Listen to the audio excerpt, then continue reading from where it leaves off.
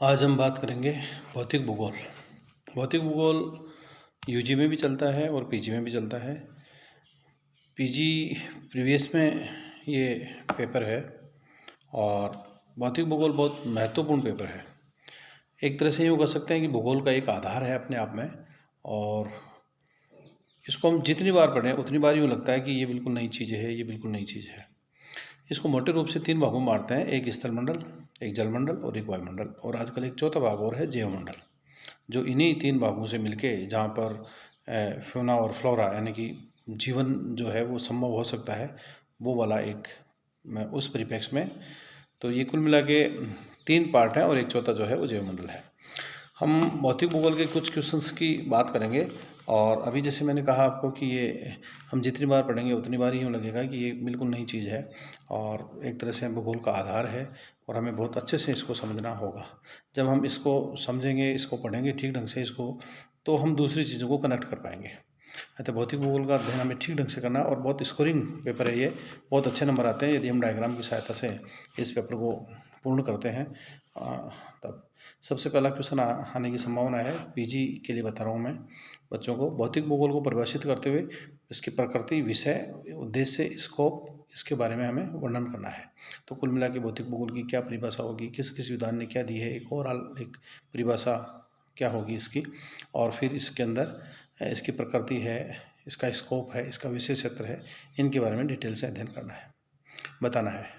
दूसरा क्वेश्चन है भू संतुलन का आ सकता है, आइसोस्टेसी, एक बहुत महत्वपूर्ण टॉपिक है ये, और बहुत इजी भी है। इसमें हमें एरी और प्राट या फिर किसी एक पर्टिकुलर विद्वान की या फिर तुलनात्मक अध्ययन हमें करवा सकते हैं, तो इस तरह से क्वेश्चन आ सकता है भू संतुलन वाला, आइसोस्टेसी का।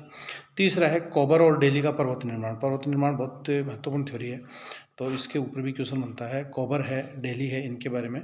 और इसके अलावा होम्स ने क्या कोबर के साथ क्या साम्यता है, ये वाली चीज़ आ सकती है। चौथा है डेविस और पेंक का अपर्दन चक्र। या तो डेविस का अकेले का आ सकता है, या पेंक का आ सकता है, या डेविस और पेंक की तुलनात्मक अध्ययन करवा सकते हैं, तो अपर्दन चक्र भी एक तरह से महत्वपूर्ण है। इसके अलावा ढाल विकास सिद्धांत के बारे में भी एमए में ये क्वेश्चन आ सकता है। इसके अलावा स्थलाकृतिक जो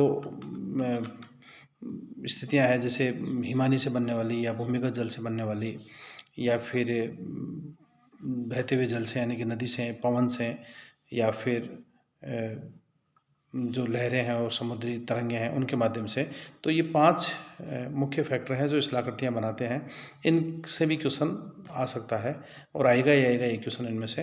तो संभावना है इस बार हिमानी का क्वेश्चन आ सकता है, और उसमें दोनों हमें क्वेश्चन को अच्छे से पढ़ना है।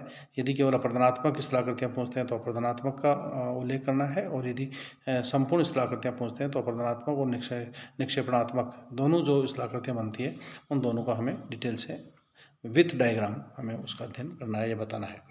फिर है वायुमंडल से संबंधित, वायुमंडल की संरचना और संगठन, इस पे क्वेश्चन अवश्य आएगा लगभग। उष्ण चक्रवात की उत्पत्ति और इसकी विशेषताएं, ये आएगा क्वेश्चन। वायुमंडल की दाब पेटियों का वर्णन करें, इस पर शॉर्ट नोट आ सकता है या क्वेश्चन बन सकता है।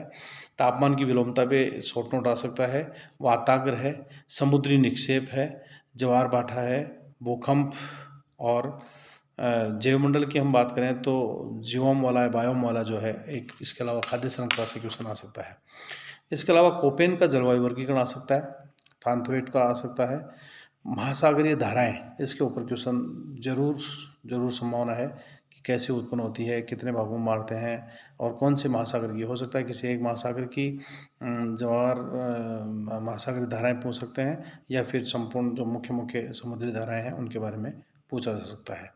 इसके अलावा प्रवाल भित्तियों की उत्पत्ति और इसके प्रमुख प्रकार कौन कौन से हैं, उदाहरण सहित हमें ये चीज़ें करनी है। तो कुल मिला के ये 11-12 क्वेश्चन है, जिनमें से संभावना है कि क्वेश्चन आएंगे ही आएंगे, और कुल मिला के 10 क्वेश्चन है, जिनमें से आप लोगों को 5 क्वेश्चन करने हैं, तो इनमें से क्वेश्चन ये रिपीट होंगे। बहुत बहुत शुभकामनाएं। ठीक ढंग से डायग्राम की सहायता से और अच्छे से तैयार करके और आपको उत्तर देने हैं। Thank you.